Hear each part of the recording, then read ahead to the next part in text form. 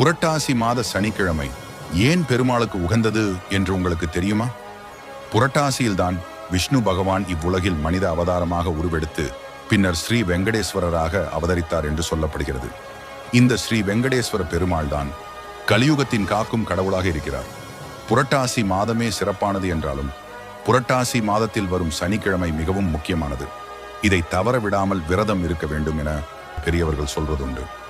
புரட்டாசி மாதம் முழுவதும் விரதம் இருக்க முடியாவிட்டாலும் புரட்டாசி மாதத்தில் வரும் சனிக்கிழமைகளில் மட்டுமாவது விரதம் இருந்தால் அந்த மாதம் முழுவதும் விரதம் இருந்த பலன் கிடைத்துவிடும் என்பார்கள்.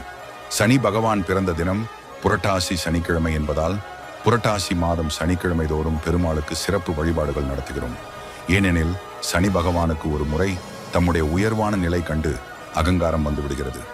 அகம்பாவம் விடுத்து பணிவன்போடு நாராயணனை வழிபட்டால் மட்டுமே அவரின் பால் நெருங்க முடியும். அதை அறியாத சனி பகவான்